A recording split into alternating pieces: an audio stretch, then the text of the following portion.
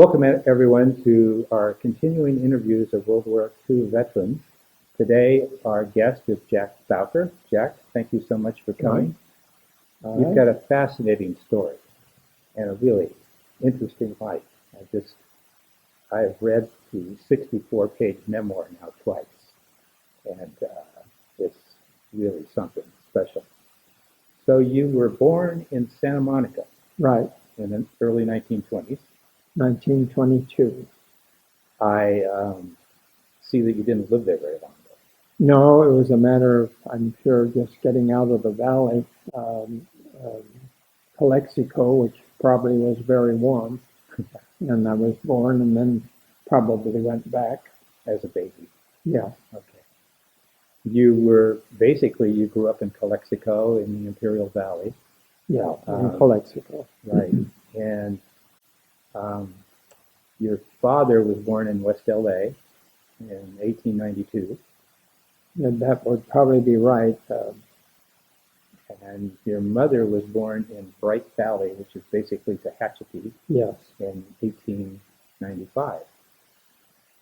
And your father met your mother when he was working a ranch over by Tehachapi. they had a 4,000-acre cattle ranch in Tehachapi, and she was in the old home place, which was where the women's prison is now. Oh, right, Tehachapi. And he would ride over and court her from his ranch. Yeah.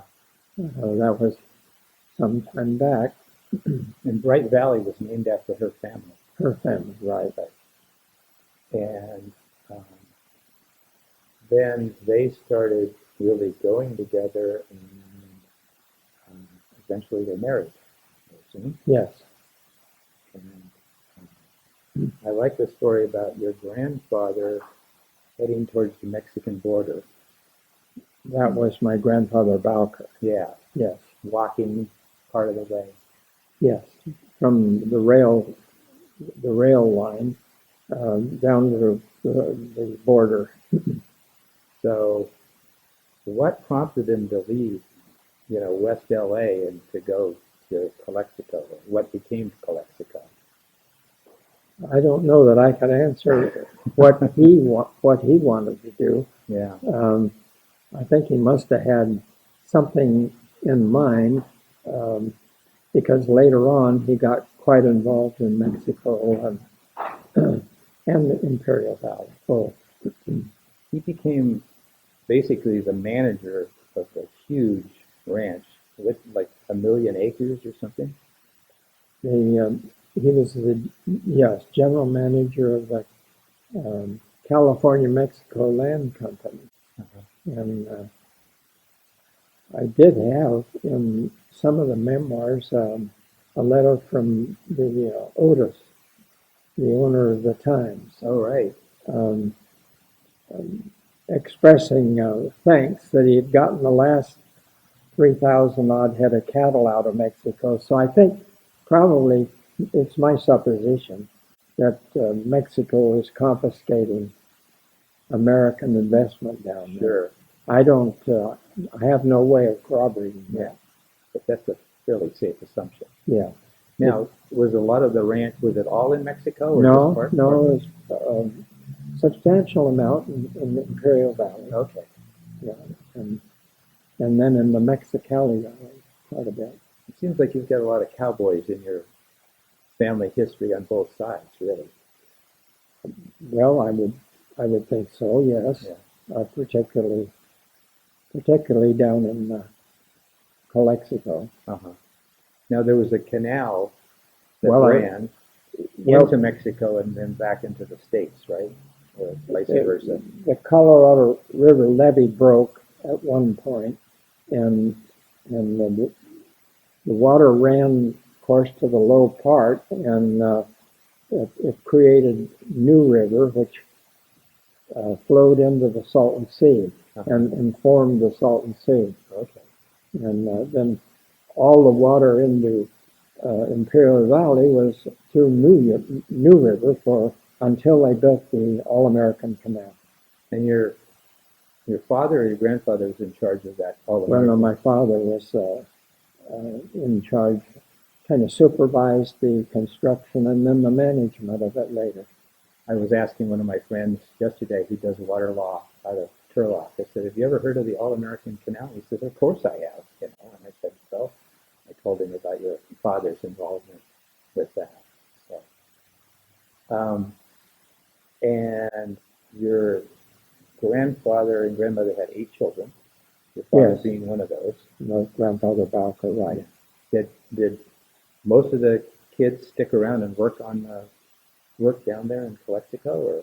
Well, they were raised down there, and there were no schools, so they had their own tutor, Right. and they all seemed to fare very well going into colleges. Uh-huh. I think they attended a normal school, which was the start of a college at UCLA, Uh-huh. and then I think my dad attended Berkeley and Washington because he was in the Navy. Oh, okay. In World War One. And your mother also attended Berkeley. Yeah, and she graduated. She was first graduate in physical education. Which seems to be a skill that ran through your family, all this physical education ability. Well, anyway, we had fun with it. This modest guy. I love that. And then was it your father or your grandfather set up really facilities for 40 cowboys there so that they could be housed in? They had a house with an open area, and then they had, a cook that took care of, I think, 40 cowboys. Wow. So in the complex, they had cooking facilities and all for all of them, Uh-huh. and took care of them along with the family. Besides raising the cattle, did they grow crops down there too? They leveled up in the Mexicali Valley and Imperial Valley. They leveled up, and yes, they grew crops. Uh-huh. Mm-hmm. Later, I want to talk about you and your brother, the work you did. Right. That was amazing. Your father, we already talked about him becoming the general manager of this project. But you also talked about 2 earthquakes, one in the mid-20s and one in the late 30s. Yes, They were pretty severe. they were. Well, the last one was they leveled out the canal that was bringing water into the Imperial Valley. They leveled it out it was summertime. Uh-huh. So Imperial Valley was right in the middle of all their crops. Right. And so my father supervised getting the water system running in 11 days. That's amazing. And, you could never do it today. He had equipment from all over western United States. He'd put bulldozer right in the middle of what used to be the canal and push the banks up. Wow. Anyway, that saved all the crops. So.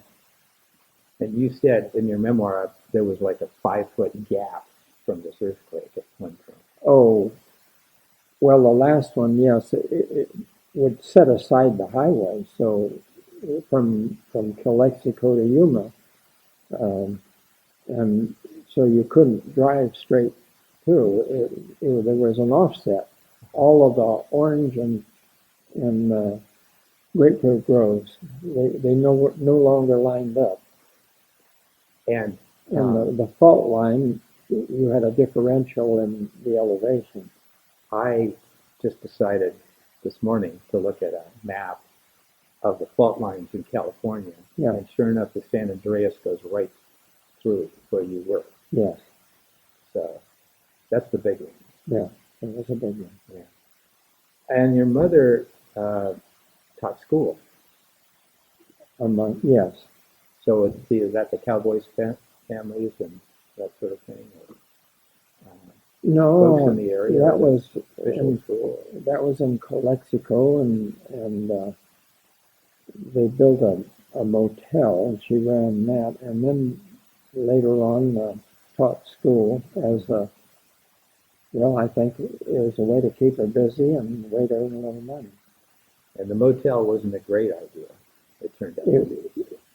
The problem was they built it to accommodate gambling in Mexico, and right after they finished construction, gambling in Mexico was outlawed. So the clientele they were hoping for never arrived. Oh, okay. Yeah, I knew there was some timing issue there. You wanted to play football and basketball in high school, but initially you didn't. Well, because of my height and weight, Right. and they didn't want me. Well, I barely made a letter as a junior, but I couldn't play in the others, Yeah. and then played. I think you have the information. Yeah, you said in your freshman year you were almost 6 feet and you weighed 110 pounds. Yeah. And then you weighed, I think, about 155 by the time you were a senior. Senior, yes. And then you started playing. Right. Well, I was a quarterback in the football team, and in those days, I think I made up some of the plays that we called it, but and then in basketball, I also played and made the.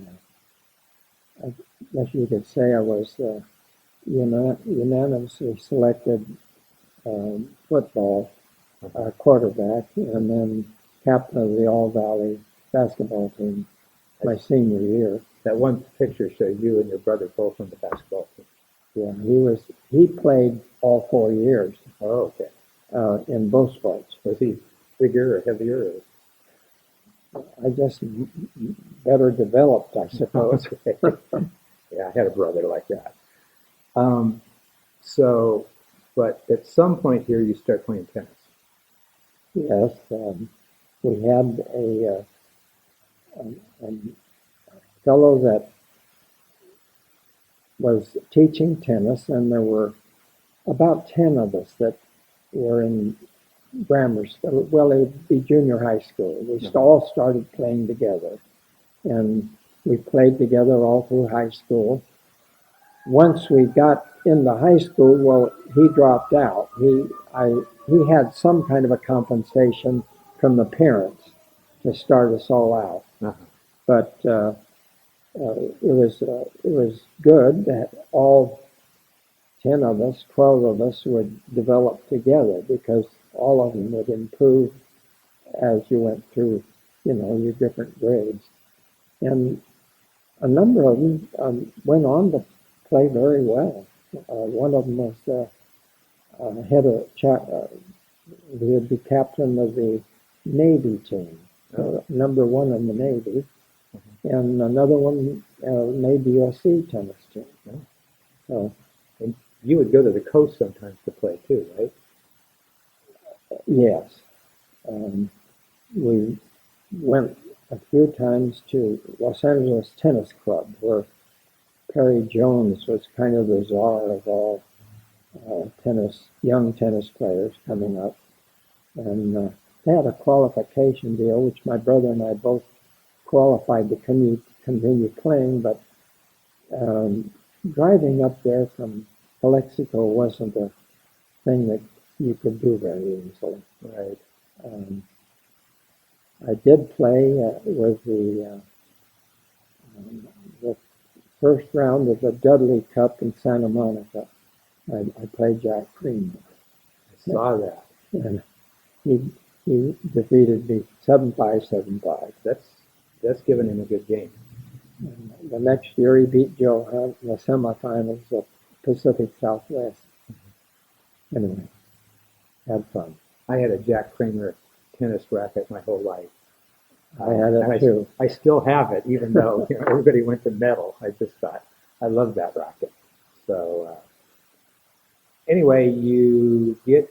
I saw at one point there you went on the survey crew. I guess right after high school.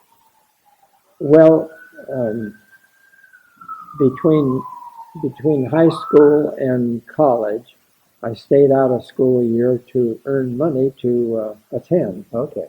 And part of that time, I worked for the Bureau of Reclamation, and it was $90 a month. Uh-huh. And that's what anyone, starting with the Bureau, worked for that amount, whether they're married or not. I worked for the bureau one summer. All right. Well, actually, 3 summers. So. Okay. Well, anyway, I was a rodman, and we surveying the elevations from in the Imperial Valley up to Indio would be on the west side of the Salton Sea. That can get pretty hot. This is summer we're talking about. Yeah, summer. Yeah, in those days we didn't worry about having suntan. Yeah. But, So, but you never got any skin cancer or anything. no. Yeah.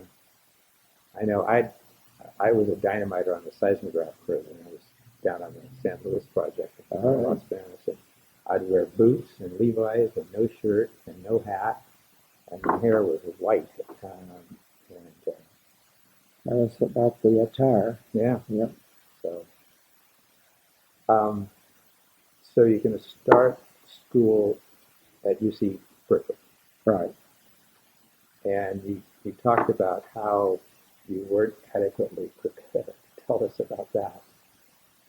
Well, I think the schools in Calexico did not prepare a person well to go to college. Uh-huh. I think we had difficulty getting, excellent teachers down there. So they could teach many other places that were more attractive for them. Uh-huh. So I would say we had problems there with anything going on. But a number of them did, but did well. But you'd gotten a scholarship. I got a scholarship from the alumni scholarship, Berkeley alumni. The interesting thing is, in the year I did not attend, they put another qualification in. You had to have Algebra 2, which I had not had. So to get that, the vice principal gave me the class at night after I finished work. So I didn't excel in that when I got to Berkeley. But you said you had a rough first year, but after that, it was not so tough. That would be true. Yeah. Yeah. And you enrolled in ROTC. Right. And a fraternity. Yeah, my brother was in fraternity, and I joined the same fraternity he had. Uh-huh. And he was in the Naval RO. I was colorblind. I could not get into the Navy RO, so I was in ordnance, ROTC ordnance. Right. So you go through this program, and then you decided after your second year, or initially just at the beginning of your junior year, to join up. Is that true? Well, ROTC would in effect join you up. Yeah. And then, but even if you weren't done with school yet, it didn't matter? Well, no, you ROTC, you're in the service. Then, when the war broke out, we were ROTC. You're supposed to get a commission when you graduate. Right. All right. Now we weren't going to graduate, and they called us up to basic training. Uh-huh. All right. And then after basic training, We were supposed to go, this is in Aberdeen, Right. and there was Cornell and Berkeley and Louisiana State all had ROTC people, and they were going to send us all over. The commanding general decided he didn't need any more officers, so he was going to send us overseas as privates. But you'd already gone through OCS, right? No. Oh, you had? Just through basic training. Oh, okay. And rather than go through OCS, he was sending us over as privates, which didn't seat very well with a lot of people acquainted with from the different schools. Anyway, they heard from a lot of people and ended up sending us back to school, to our respective schools, and then calling us up to go to OCS. Okay. And how long was OCS at that point? The timing, I'm not certain, but that'll be, I'm going to just say 4 months, something like that. Right. So now you finished OCS and you're about getting a choice of assignment. And they gave you some choices. Well, yes. And at that time, well, the choices were, at that time, were jumping on the Normandy landing, or going in on parachuting in, or on the combat engineers, which would lay the bridges across all the rivers ahead of troops. That's what my dad did. Or go to CBI, China-Burma-India, and I selected to go there.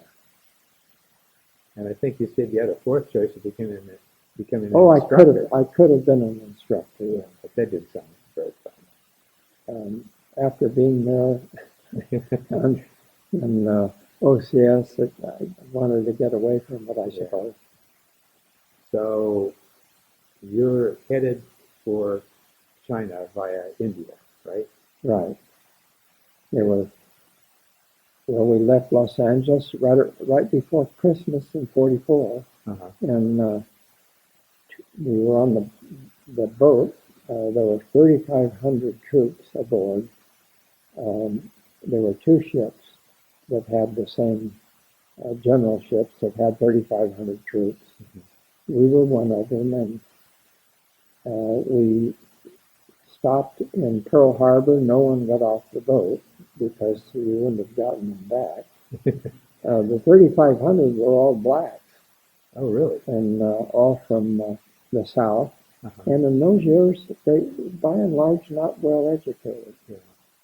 So anyway, 42 days going, we finally went around Australia and went up into Calcutta.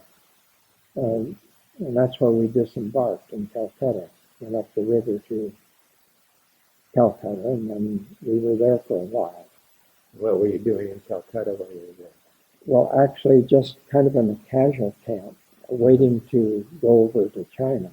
Right. And then my group, we went up to what they call Kanchapara, which is at the foot of the Himalayas, and we would fly over from there into Kunming, which turned out to be one of the major supply points for the Chinese, because at that point they had cut off the Burma Road. Originally, a lot of supplies went on the Burma Road, but the Japanese cut it off. Right. So then it was over the hump. Let's talk about your journey at that point. Well, we got on the first, to go over the hump, we got on a C-46. And the C-46, if it lost an engine, couldn't maintain altitude. Well, we lost an engine on the runway. Fortunately, we were able to stop. And then we were put on the other plane, which is a Douglas plane, and it would maintain. And along with us was a Chinese general and his staff. There were the pilot and co-pilot were American, of course, and one other American soldier, and then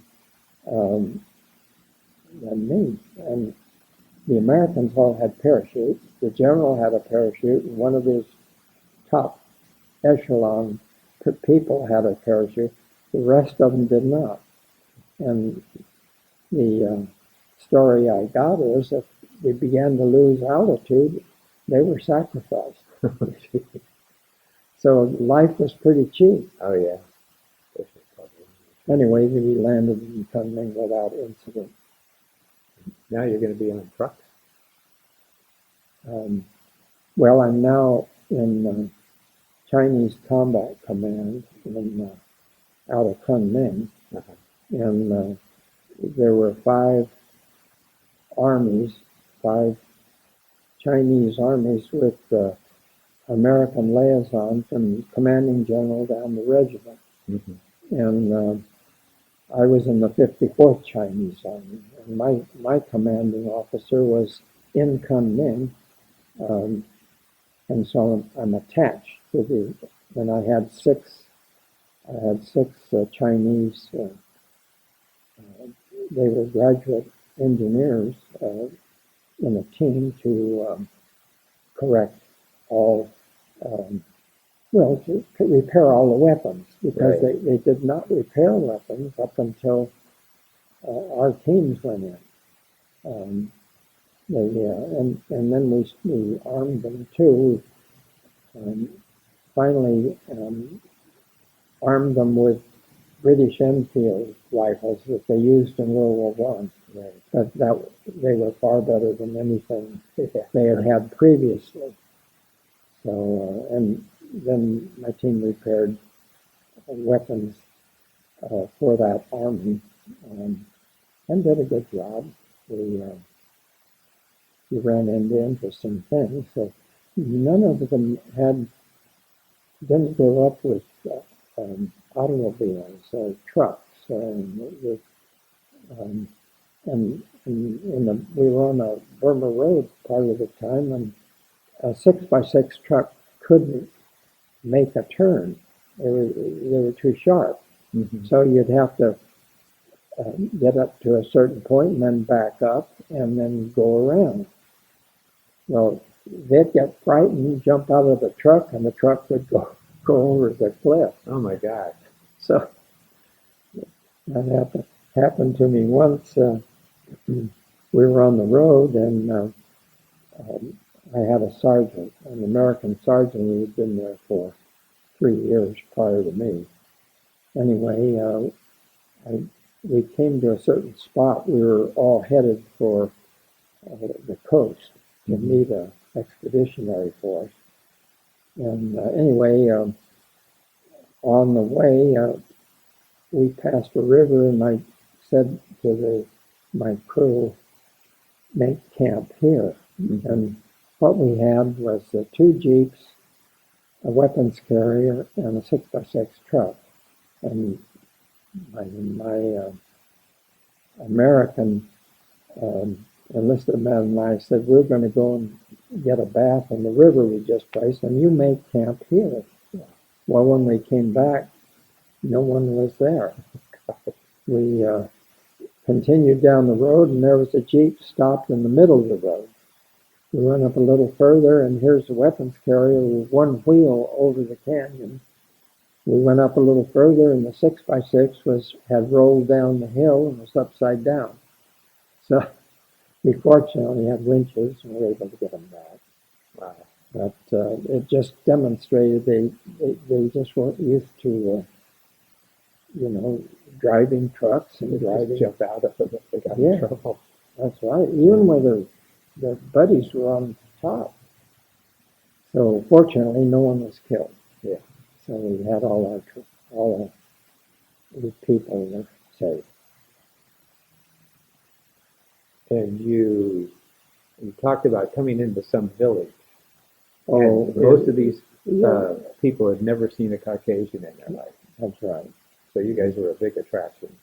in a little tiny village, and we wanted lunch, and there was a little place that served food. My sergeant went in back and had them boil all the utensils and plates and whatnot they were going to use, and told them what we wanted.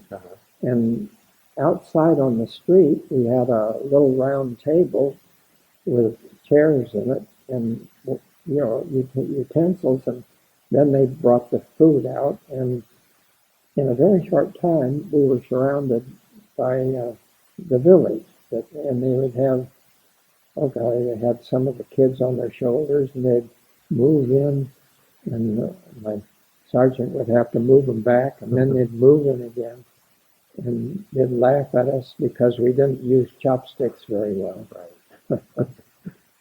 Like seeing someone from outer space, probably. Yeah.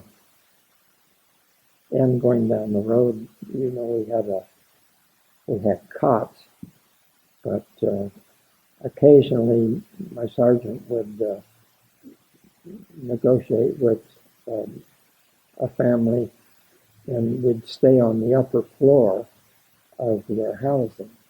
Oh. The ground floor was for all the animals and whatnot, and we put our cots in the second floor, which I always used a net, a mosquito bar, right? Because if you did not take out of them, you got malaria. Right. And but I always used the mosquito bar. My sergeant did not. He woke up that night. A rat was chewing on his neck. Maybe it was a vampire rat or something. I think he put a mosquito bar up after that. Yeah, that would make sense. Yeah. So you're headed to the South China coast, right? Yeah, with a group of armies. Yeah. To meet an expeditionary force. Okay. That we were to meet them south of Canton. And how did the rest of that trip go? Well, fortunately, the war ended, and we were at when the war ended. We were at place Nanning. Nanning was the rail center for that whole area, and it became the rail center for the North Vietnamese going later. Oh, okay. And that's where ended my deal with the 54th Army. But your time in the Army wasn't over. No, because I didn't have enough points to go home. I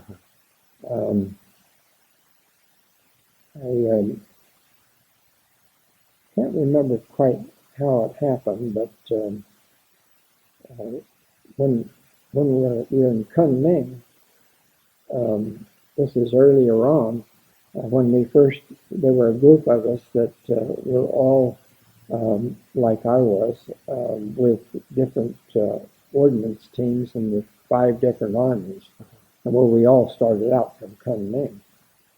And the commanding general of Services Supply had built $1 million home in Kunming, which was not authorized, and it was broken and sent to the front lines in Saipan, I think. Oh, wow. A new general came in, a General Iran, for Services of Supply. And my understanding was he was one of the people in charge of supplies for the Normandy landing, one of the top people there. Yeah. So and I had got to know his son, and for a while, very short time, I was on his staff in the sense that I would have dinner with the group, and he would tell us what was happening in the theater, which was interesting. Then, in it, I could not go home. I went up to Shanghai, and my my commanding officer in Kunming became Ordnance Officer China Theater. Uh-huh. And he made me, I said I needed a job, and he made me Ordnance Supply Officer China Theater. So we had a trained group that was running all of the supplies through the warehousing. It was principally automotive supplies. Mm-hmm. Not all that many weapons. And so we had all the spare parts, all of the new equipment, the new trucks and Jeeps and whatnot would go through our I'd say our organization. So that was a big job for a lieutenant. Yeah, it was. Yeah. And anyway, we were there, and I couldn't go home with points. And then I was declared essential. Okay. And there was a memo that came out if your college education was interrupted, you could write the commanding general and he'd send you home, which I did every month. And I didn't get sent home. No, I mean, the war with Japan's over in August of 45, and you're there another year. Another year. Yeah. And it was interesting because we had the Marines up in Tinsen, Uh-huh. and they were kind of a flashpoint up there. They had, I think, maybe around 50,000 Marine troops up there on that order. But both Tinsen and Shanghai were places where the French, the English, the Italians, and the Germans all had clubs. No. And in Shanghai, the exotic one was the French club. Mm-hmm. And so all the American troops would be able to use these. The French club had racetracks. It had in the building itself it was really done quite well, and it would be occupied occasionally by Chenault with his flying tigers, and his entourage, which was kind of interesting. Not bad. The Chinese ladies that he had with him were quite attractive.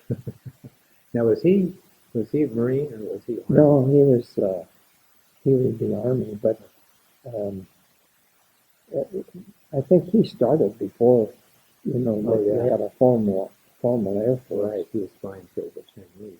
Well, the Flying Tigers. Yeah. Yeah. So you're going to go home and start school again, right? That was, yes. And so you went back to Berkeley. Went back to Berkeley, right. Got discharged, but I stayed in the reserves. They kept you in the reserves. Had you met your future wife by then? No. So now you're restarting your junior year. It would be, yes. However, in order to take certain courses in your junior year, you had prerequisites, and I didn't have all of those, so I would have to go back and take them, and then because of that, I had extra time. I could take other courses, and one of them was Russian history with Dr. Kerner. Who was a renowned expert, right? Yeah, he was.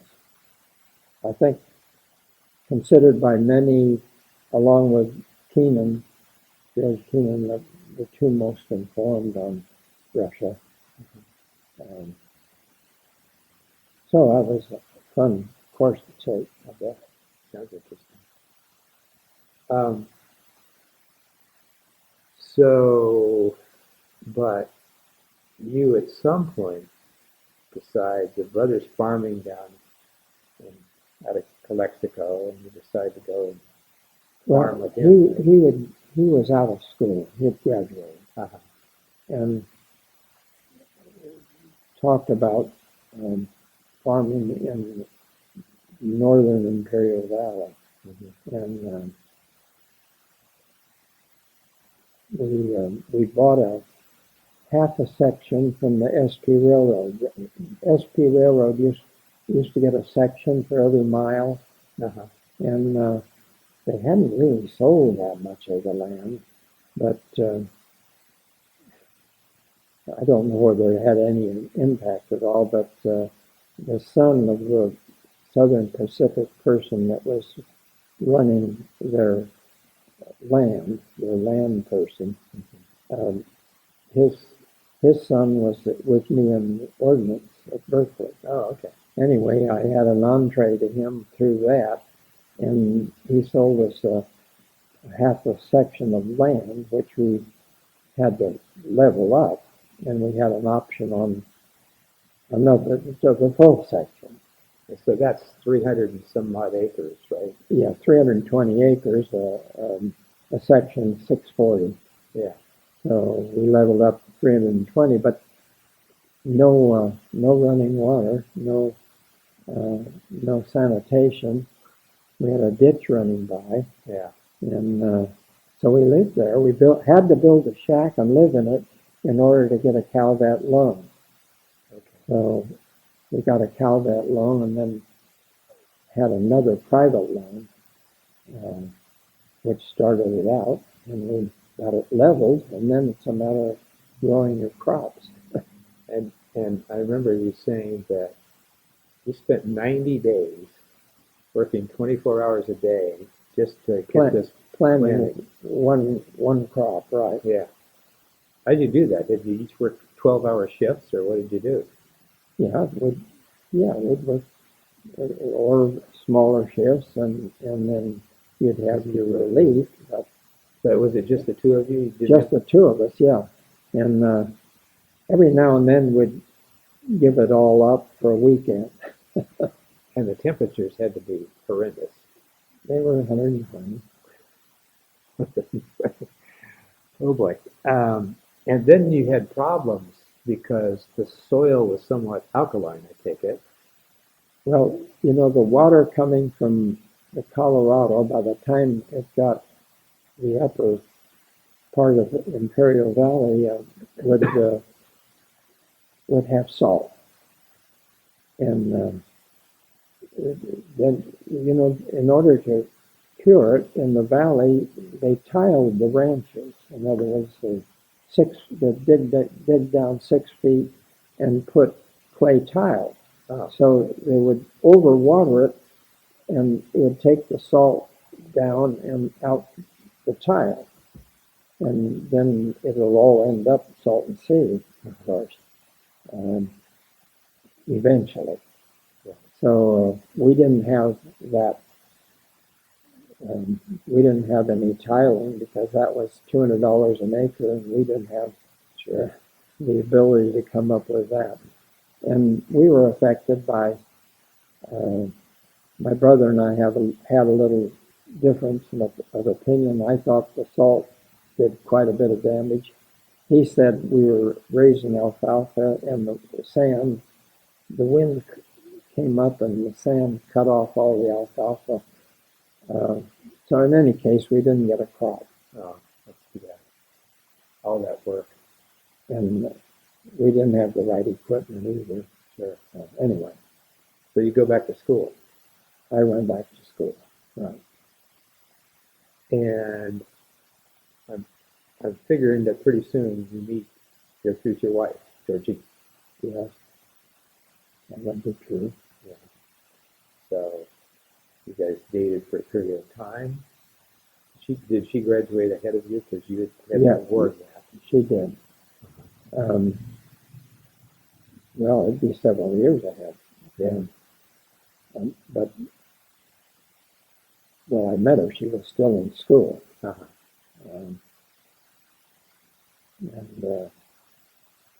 Well, that was a different situation. I remember you talking about being out on a date with her, and you had to save 25 cents for the toll to get across the East Back Bay, across the bridge. and therefore Couldn't tip. you couldn't tip. You know? Yeah. Yeah. I think they were disappointed with it. Well, that happens sometimes when you're young. And you proposed to Georgine at the Coit Tower parking lot. Yes, that's what she says. Was she hesitant at all? Or What? was she hesitant at all at that point, or was I don't think at that point. yeah, good job. And then you said you were like working in the kitchens at your fraternity as a hasher. Right. That you got free food then. Free food, and I was not a member, but I was able to attend all of the functions if I wanted to, Right. without I didn't pay dues or anything, and lived across campus, the north part of campus, and not in the fraternity house. Right. Well, you And you're on your GI Bill too. sure. I used that. Yeah. And your wife ends up being a model for iMagnums. She was for a while, but then she had that choice or teaching school, and very good. One of her best friends' fathers was superintendent in schools, and told her she better teach Right. because it was maybe more longevity there. You You bet. know. And so now, when you went to work for PG&E, were you married at that point?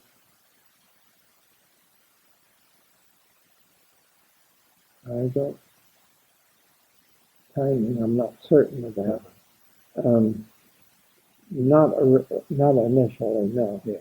But you said it was not a very satisfying job. Not very satisfying at all. We were, another fellow and I worked with an accountant, and they were trying to identify what street lights in Oakland could they be charged for. In other words, Oakland had to pay for the street light, the power. And there were 5 different ways of determining whether the street light existed.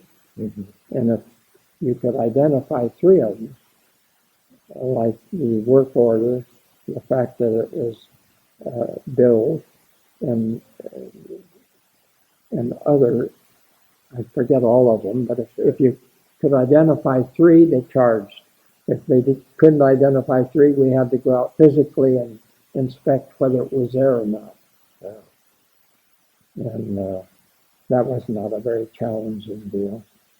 So you decided to look for another job, and what was your method there? Well, at noontime, where we were located, you could go down to Dean Ritter, and they had all their research and whatnot available at one of their offices.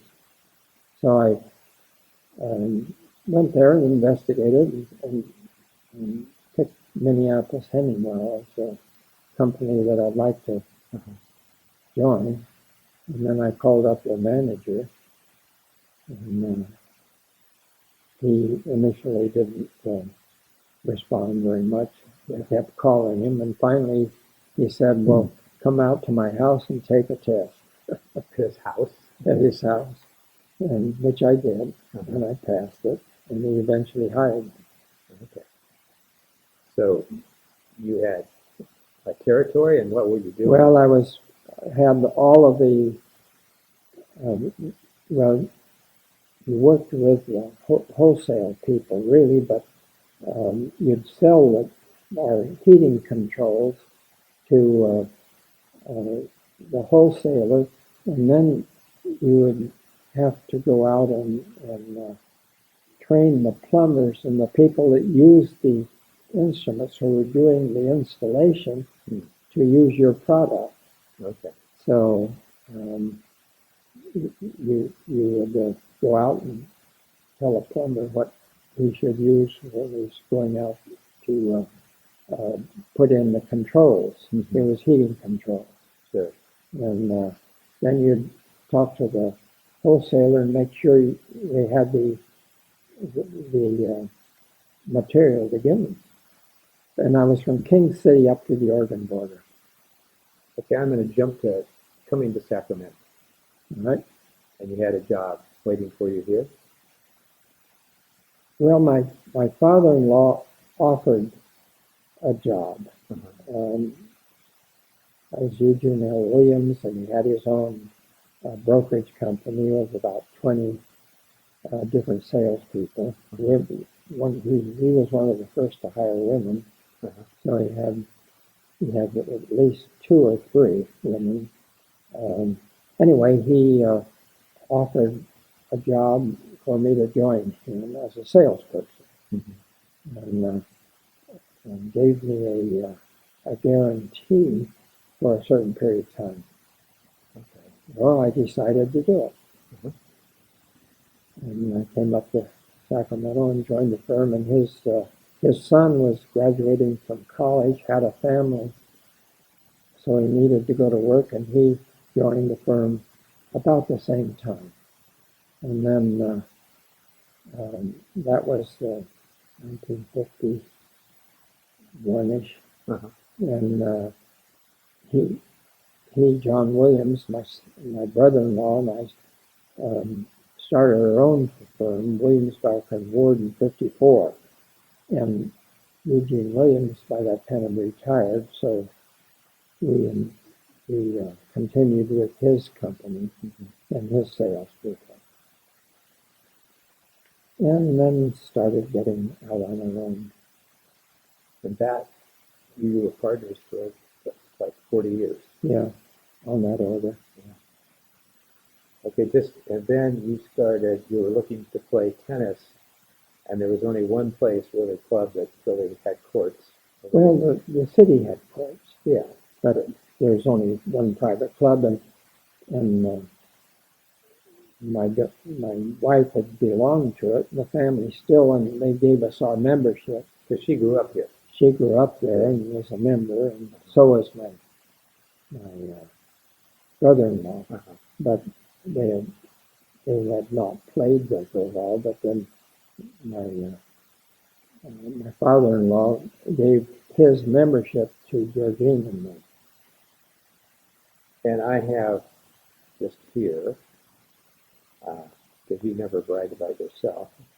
In 1959, you and your brother-in-law won the U.S. National Hardcourt 35 and older doubles championship. Yes. You were finalists 2 other times. Well, at least one other time. I know the one time. I don't know the other. You're probably not. I think it was probably 2. And you, in '79, you were the U.S. National Hardcourt 55 and older doubles champion. Yes. And you were the U.S. finalist in the National Singles Championship for 60 and older. Yes. You won the California State Senior Singles Championship in 1969. Yes. How old were you?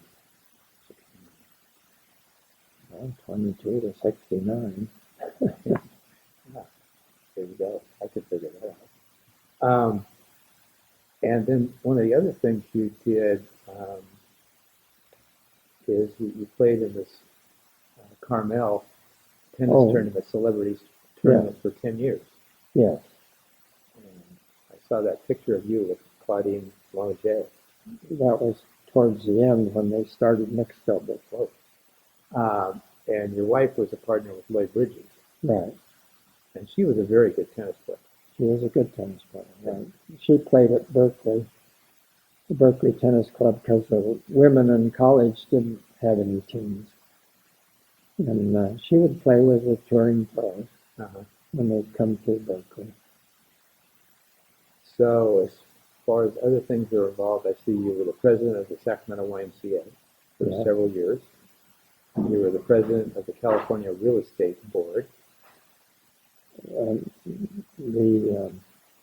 No, I was president of the Sacramento Real Estate Board. Yeah, I had you at the other one too. No, I was not president of the California Association. Okay. But were you on that board? Yes, I was on the board, Okay. and I was on the nominating committee, so I was active. But then we got involved, my brother and I, in developing for our own account. And so staying with the California Real Estate Association didn't make sense because that's all in brokerage. Right. And so we kind of dropped out. And you were a team captain with the United Crusade for several years. I was not. You weren't? No. United Crusade, no, not Okay. a team. Well, I don't know what team captain means. I assisted in it, Yeah. but I was not. Well, that's maybe what they called you at the time, because that's what. All right, I don't know that. Anyway, we'll go on. Okay. And you had 3 wonderful kids. Yeah, Bright, Kathy, and Susan. right. Was that Kathleen or Catherine? Catherine. Yeah. And you've got a grandson who played for the San Francisco Giants, John Bowker. Right, John Bowker, correct.